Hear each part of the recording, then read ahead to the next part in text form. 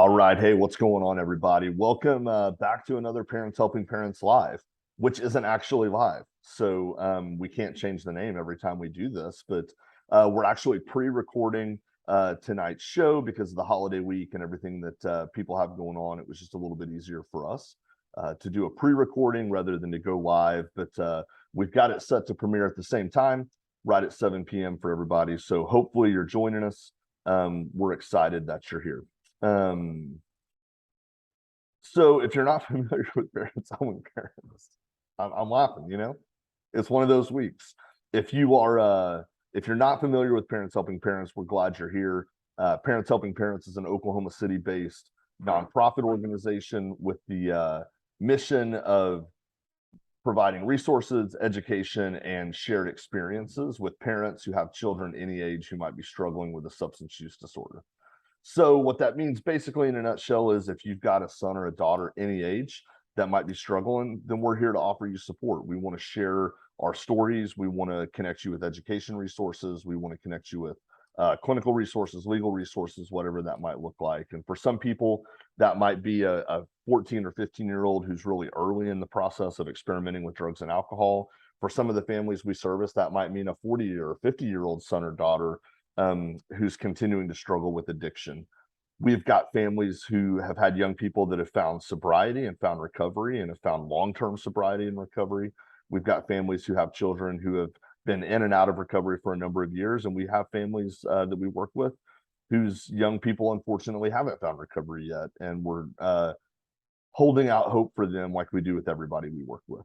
So if you want more information about Parents Helping Parents and some of the online meetings that we do and some of the in-person meetings that we have all over the state, check us out on our Facebook page at Parents Helping Parents Inc. Or you can check us out on the website, www.parentshelpingparents.info. Lots of great resources there, lots of ways you can get connected. We've really only got one rule here, and that's kind of what we talk about at Parents Helping Parents stays at Parents Helping Parents. We don't want people to be confused that this is some sort of substitute for professional counseling, for professional legal advice, or professional medical advice. All of those things are wonderful, and we want to connect you with those resources. That's just not what we do here at Parents Helping Parents. Our experience is limited to sharing what we've learned and connecting people with those things along the way. So we do periodically get to bring in people that are professionals that have lots of good things to offer. And that's what we do here on Parents Helping Parents Live is we bring in different guests who have professional expertise, who have real world expertise to share all along the way. So glad everybody's here. Let's just jump right into it. We have one of my favorite people on the planet that is here joining us. Kyearra Morris, Director of Development at Stonegate Center. One of my close friends, a trusted professional that I know has a lot of good things to say. And so what we wanted to do is we wanted to come in and we wanted to just kind of talk about the holiday season. Thanksgiving is coming up this week, and before we know it, Christmas will be around the corner and then New Year's. And we know that that can be a stressful time for families and a stressful time for people who struggle with substance use disorders. And so Kyearra's coming in to kind of jump around some ideas and toss the ball into the court for us to talk about ways that we can kind of maintain some sanity and maintain some positivity during the holidays. So Kyearra, thank you for joining us. I'm excited. I clearly am in the lobby of a hotel because I'm on vacation as I'm recording this. It's okay if you hear loud like craziness in the background. If you hear loud craziness in the background, my house is under a full remodel right before the holidays. So let's talk about stress. I was about to say there's no better time to remodel your home than during Thanksgiving. I mean, I have a perfect excuse not to have people over, right? There you go. That's all you need, right? No. Excellent. Hey, thanks for joining us. Yeah. No, I'm grateful to be here. I did want to talk a little bit about today, and we threw some ideas and some topics around about what we would talk about, being that it was the week of Thanksgiving. And we talked about some of the hard things that are going on right now. But what we really I and you wanted to showcase is that providing a little hope, a little positivity, a little gratitude before the holidays, and how we can carry that through the holidays. And so I kind of did a little research and kind of took my own spill to it on things that keep me motivated and keep me positive, and then adding some helpful tidbits, points that I've come across. And one of those being, let's talk about this real quick. So we're not guaranteed the holidays, right? With our loved ones.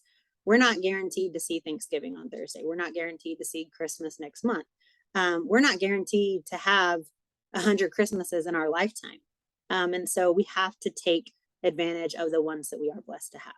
And so being that we are the week of Thanksgiving and things are stressful, we naturally find our way into social media. And that's kind of a segue into kind of like ways to deal with stresses during the holidays and ways to remain positive, and show a little bit of gratitude in the process. And so one of those being is keeping up with the Joneses. You know how hard it is when you jump on your social media accounts and you see people that are traveling across the country to be with their families for the holidays, or that are sitting there in their I don't want to say pity me party, but posting on Facebook that they might not have family, or that their family doesn't want them to join them for the holidays, or they have no place to go. So there's all sorts of different dynamics on social media. And we can fall into a cycle of reading those and either being resentful for the ones that we wish we had, or being hopeful for the ones that we wish we could help change. And so I find myself every single day in the middle of that. Being that I don't have a family that gets together for the holidays, being addiction in our family, one of the leading causes of that, and then just the differences in opinions, and the vibes that certain people put off, we just don't mesh well. And I know there's other families out there that do the same thing or feel the same way, and so you're not alone in that. Speaking from personal experience, our holidays look a little bit different for my family, and that is that our friends are our family, and we've become very close, and that's where we spend our holidays. And so, circling that back, finding yourself on social media, digging through the I wants or I wish or I can, or those sort of things can be negatively impactful on your mental health. And so finding a way to remain positive is seeing those things, liking them, wishing them happy holidays, and moving on. A gratitude list leads me into the second point. That's a great way to stay positive during the holidays, especially in a week of chaos like Thanksgiving, where people are preparing for cleaning their house, having family and friends over, the stress of buying food right now. Have you went to the grocery store? I thankfully have a lovely spouse that takes care of all that for me, but I do get to Lucky. hear about it. It's Yes. outrageous. Yeah. It's outrageous to feed even a family of four for Thanksgiving is $200-300. And that's insane to me to think. So right now you need family the most, family that can come together and contribute to that. And so that leads you into a gratitude list. So one way, or a second way, to stay positive during the holidays is making a gratitude list. Getting up in the morning, whether it's being, over a cup of coffee or a conversation with a friend, or however you spend your morning, meditating, praying, however you spend your morning, having a gratitude list, saying, you know what, I'm thankful. I'm thankful I have a house to have a Thanksgiving at. I'm thankful I have friends or family to come and be with me during the holidays. I'm thankful for a job that gives me the finances to be able to pay for food to put on the table. Having that gratitude list every single day sets our minds up for a positive environment, a positive thought process, a positive day, in other words. And so I don't know about you, but do you do a gratitude list during the holidays? Yeah. So I actually want to jump back to your first point too about Yeah, the comparison game is super dangerous for all of very us. dangerous. I heard a quote years ago about that has always stuck with me, that said that the problem with comparison games is that we're always comparing other people's highlight reels to our blooper reels. And so, Yes. so I think Yes. about like, oh yeah, everything that I see on somebody else's social media is the highlights of their life. It's all the best things. And I'm over here comparing that typically to all the terrible things that are happening in my life. And it's a no-win battle for anybody. So I totally agree with monitoring like what social media does in terms of our esteem complex. But so gratitude list, I do a gratitude list almost regularly, almost daily. There's scientific evidence that supports a gratitude list, like fundamentally changing the way that our brain functions and rewires itself. And so even if it's a short 2 or 3 things a day, it's something I do. It's something I challenge all my clients to do. I think it's really important. Very, very important. And to jump back about the comparison, I'm going to add a little side note to that. It is perfectly acceptable and okay to shut social media down during the holidays. Or It anytime is you feel like you need actually to. anytime, Yeah. but it is actually a breath of fresh air to not be on social media during the holidays. It just is. And so I encourage, even if it's just for the day of Thanksgiving, like everyone wants to jump on and make sure that they've told everybody happy Thanksgiving. Being intentional in the moment of Thanksgiving is more important with your family and friends than to blast on social media happy Thanksgiving or to share all the amazing food and all of these things. Take the time away from social media. It's a good, positive break that everybody needs. And so I encourage that. I encourage, if you can do it for more than just Thanksgiving, if you could do it for the week, you would feel so much more refreshed. And then when you do pull social media back up, it's kind of like, okay, that season has passed. They had an amazing Thanksgiving and you're on to the next thing. Most people are already on to Christmas. But yes, so on that note, please take the break from social media, turn it off. We don't need it at the end of the day. And it's important to be present in the moment for the holidays. And so on the second part of that, the gratitude list, I find that with all the stresses of remodeling a house and, work and just what's going on in society in general, all the politics and the things that are going on right now, is to find things that you can be grateful for in every moment. And if that is, yeah, I might be in the corner of my bedroom because the rest of my house is getting remodeled. I'm grateful to have a corner in my bedroom, and to have a place to just be able to work and to get things done that I need to get done. And so even just finding that little gratitude in that highly stressful environment is very, very important. But to extend that to the parents who might be watching Parents Helping Parents is I want to talk about this. Even if your loved one is not going to be present, either can't, for whatever reason that is, or they're just choosing not to be present during the holidays, that is okay, because you still have things to be grateful for. You have their livelihood to be grateful for. You have a relationship that you can build on.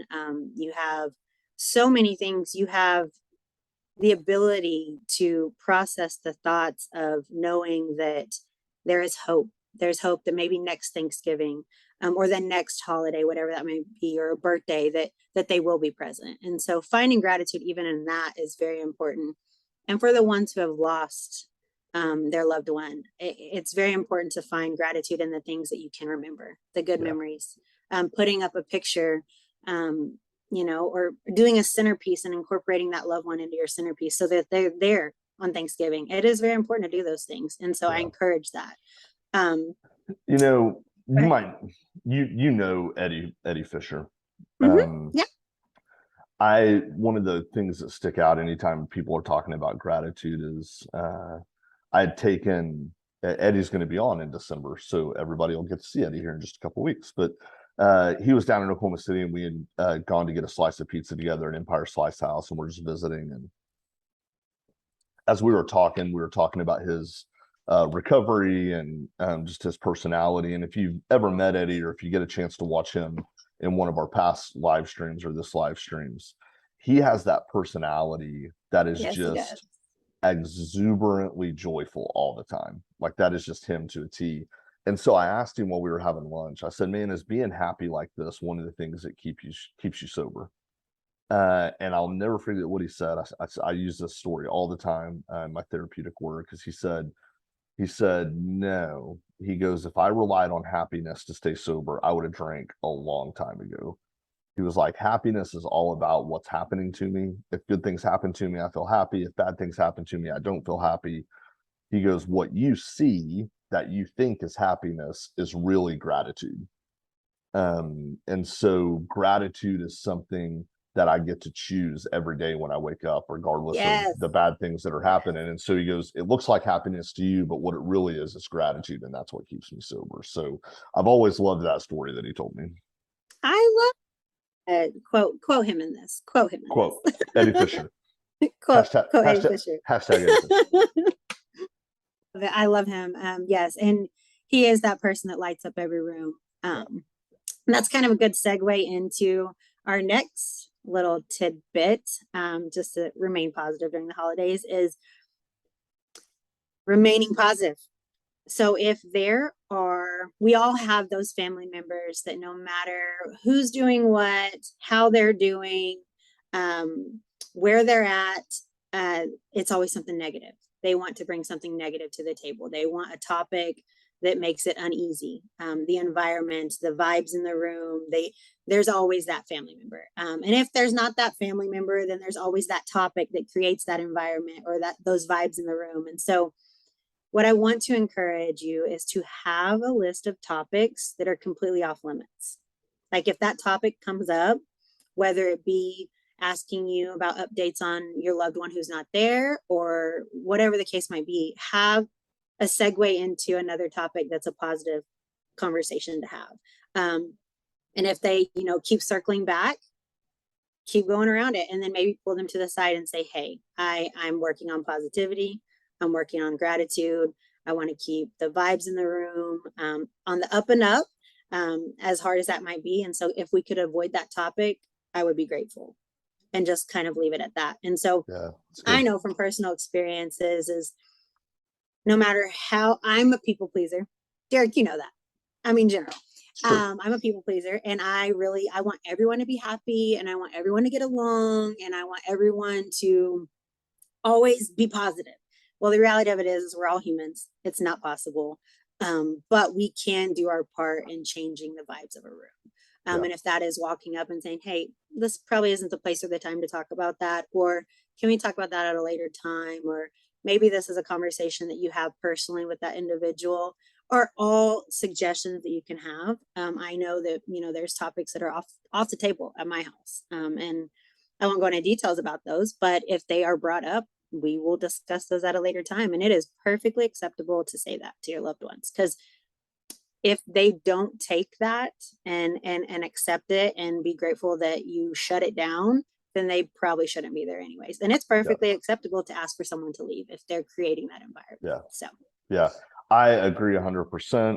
One of the topics that's off limits for me is Bedlam football. It's a no-fly zone. We're just not going to talk about it. We're just not going to talk about it. I totally understand that. Totally get it. No, those the topics that are unavailable to talk about with your family members. I mean, even amongst healthy families, there are things that just don't go well because people have differences of opinions. And it's like everybody seems to want to talk about those things. But man, the holidays are going to be so much more peaceful if we just focus on things that we have in common instead of things that we have differences about. Let's talk about how OU won. I mean, that's a great topic in my house. But no, yes, remaining positive talks, positive topics, anything that's going to bring negativity to your holidays, it is perfectly acceptable to be like, no, it's not happening. Shut it down.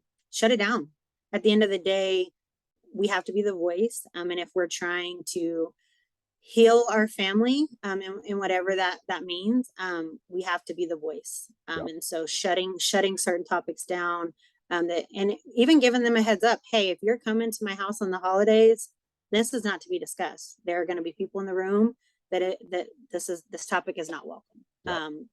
And segueing into a lot of families who have those who struggle with a substance use disorder go back and forth on should we allow drinking? Should we not allow drinking? And I say to each its own in that, but if you are respectful of someone trying to work a solid program, it's a good conversation to have with them to see if they feel comfortable. But on that same note, respectfully, taking the opportunity to not indulge. Yeah. And if you do, make it very minimal. And having those conversations beforehand with your family is important. If you have a family like mine that, you know, when they get together, it's always alcohol involved, and things can go south really quickly. And so I make it known that if they can't handle that, then that they're going to cut their night short. You Yeah. know, just being upfront with them and honest and having those hard conversations and being respectful of those in recovery that are in the room. So, Yeah, and not, especially people that are early in their yes. program. I think it's Hmm. really important if you've got a loved one maybe that's been sober for a year or less. Like, it just seems like it's a healthy thing to ask that person, hey, Yes. how do you feel about people drinking at Thanksgiving or Christmas? And what that, like, hey, somebody at 8 months might be like, hey, I'm totally good with it. It's not going to bother me a bit. Other people might be like, hey, if that's what you guys are going to do, I need to not come. Yep. Right. Or if families, like, alcohol is not that important, guys. Like, It's let's be not. honest. Like, I'm not anti-alcohol. Like, I'm not an anti-alcohol guy. I'll probably have a great glass of red wine my next time I have a steak, right? But for the sake of people's health and wellness, like, it's okay to not have it for a holiday. It's not going to ruin Absolutely. It's Thanksgiving. one day, Yeah, it's not going to ruin Thanksgiving for everybody to stay sober. maybe a couple hours, if that. Yeah, I mean, how many people go to multiple Thanksgivings in one day? right. I mean, I know several people. Like, it's okay. Yeah. The next dinner you go to might not be an issue. Yeah. But for this one, be respectful of the people in that home. If you've got family members that can't abstain from alcohol for long enough to sit down and have a family dinner, then You should contact us. maybe they should examine how the role that alcohol plays in their own life, right? Absolutely, absolutely, absolutely. And so yeah, that those are some of the hottest topics on my list, and tips for the holidays. But I also want to talk a little bit about finding the good even when you're presented with those moments. Mm, So, say for instance, you're having everyone at your house. There's two people that you know absolutely if they're in the same room, something's going to go down, right? So, finding the positive from both of those individuals and trying to create a level ground for them so that they can be in the same environment is very important. I know I have siblings that can't be in the same room. I have cousins that can't be in the same room. I have all of these different things, all these moving parts. And once again, goes back to my people pleasing, to try to get them in the same room just for a little bit. It's very important to create a positive environment where they feel comfortable, they feel wanted, appreciated, and not secluded, or isolated, making them feel welcome and loved just as much as the other person, yeah. regardless of their conflict. Their conflict should not be your conflict. And Yeah. so staying away and out of conflicts is very important during the holidays, especially if it's not your conflict. Yeah. And removing yourself from, once again, negativity. And it's very important. That's a huge thing during the holidays, is because you know that those different dynamics are going to come to play. Some might work itself out before then, but we know that it's a possibility and it can happen. And so in that situation, you know, always making both parties feel loved, wanted, and accepted, remaining clear of the Yeah. conflict, and creating an environment that's peaceful, for all parties. And so I know that can be hard, but I just encourage you to find a positive ground, for everyone to be in the same room. And so whatever that is for your family, kind of start thinking about that. If you have Aunt Susie and Becky Joe in the same room and they've had a conflict all year long, and you know that something's going to come up, maybe keeping them on opposite sides of the rooms, or designating a certain individual that knows how to deal with Aunt Sue and Becky, Yeah. individually, and keeping them separate but still in the same room, is very important. So finding those dynamics and having a plan is very important to remain positive and Yeah. keep a Thinking it positive through environment. beforehand. Yes, Yeah. yes, yes. Knowing who you're inviting. Yeah, for sure. Yeah, but and then to segue into that. So I know that during the holidays, we become so, like, almost like a robot. like in certain aspects, like this is what we do every year, this is what we're going to continue to do. And if something goes wild, something happens and that doesn't happen, we feel just completely thrown off. So our personal vibes, our personal mood that we put out there, our personal mental health is very important during the holidays. And so checking in on yourself, check yourself. So at the end of the day, is it me? Am I the one that's moody? Am I the one that's negative? Am I the one, some self-reflection? Am I bringing drama to the table? Am I bringing my conflicts into the holidays? And so some self-realization is really good during the holidays to find out if you are the one that's draining the vibes in the room. And maybe changing that, maybe looking inward on how you can be different for the holidays, whether it's playing Christmas music that excites you, or playing games that you enjoy, or bringing up a tradition that might have fallen off over the years and it's something that brings good vibes to your heart. Incorporating those things, some self-reflection, and knowing what vibes you bring to the room are very important to remain positive during the holidays. Yeah. So I know you can wake up one morning and the turkey's burnt on Thanksgiving and it's all your fault. And so the whole day you feel is ruined. Go back to that gratitude list. Yeah. You see where those kind of all go together? Go back to that gratitude list of, hey, I have a house. I have family coming over. So what? We don't have a turkey. Who cares? I'm not one-upping the next person. Yeah, that's my thing, is just having a realistic outlook that things are not as big a deal as we want to make them out in our head. So like, oh well, the turkey got ruined. What life will go on. Like everything's going to be okay, right? This is not a crisis. So what, you fill up on mashed potatoes and rolls and pumpkin pie. You're welcome. I mean, I'm grateful to have. I mean, yes. So on to the next one. Finding the positive. They kind of all wrap in together. Finding the positive in that moment. Yeah. Looking inward, changing your vibes. Like, hey, I'm not a chef. I burn a turkey. So what?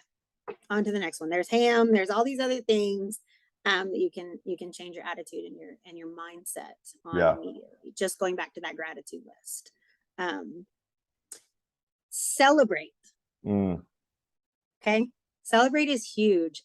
We spend all year long working so hard, busting our butts. Some of us never stop working. Some of us are workaholics. Like, that's just what we are. And finding time during the holidays to celebrate that hard work, celebrate all the work that you put into the entire year, celebrate someone who has taken that further step in their recovery, celebrate a marriage that's happened in your family in addition to your family. Find those little things to celebrate. There are so many things to celebrate. It's important to take the time to celebrate. We can be so enmeshed in our day-to-day things that we forget about those little things, like adding a daughter-in-law, or adding a new grandbaby, or someone has, left the family, whatever the case, whatever you want to celebrate. It's sometimes that's the best thing that happens every year. Yeah, totally get it. I mean, I can't tell you how many people I know that are like grateful that this holiday, that one person's not going to be there. So celebrate it. Find a way to celebrate the things that you have either added to your life in the past year, taken away from your life in the past year. Celebration is very important. I don't think we do enough of it. Yeah, so that's good. I love that one. Yeah. And then another one that I worked on pretty extensively is choosing to stay positive. Right? You talked about this a few minutes ago. You have a choice. You choose to be grateful, and so choosing to stay positive is the hardest thing. Even as what I would say mostly a positive person, I just went through Starbucks, right, an hour ago, and they got my order wrong. They gave me another order, got that wrong, and I just chose to stay positive about it. Like, you know what? I'm grateful that I can even afford a Starbucks at this point. Yeah. Like, I'm grateful that I'm getting a Starbucks and not, having to have what's something else? I don't know. McDonald's or a 7-Eleven coffee like you. Hey, I mean, whoa. Let's 7-Eleven didn't do anything to anybody. You're right. 7-Eleven. If you're going to dog like Scooters is pretty bad coffee. Okay. So finding and choosing to be positive in that moment, I could have chosen to be angry or upset or lashed out at that lady because she not only got my order wrong once, but she got my order wrong twice. Instead, I chose to be positive. Hey, I've got a coffee. I've got so many other things on my to-do list today. Maybe she's just having a bad day. They were super swamped. Choosing to remain positive in that situation or that specific moment, it's very hard. But if you can get in a mindset to where you choose to be positive, it will change your life.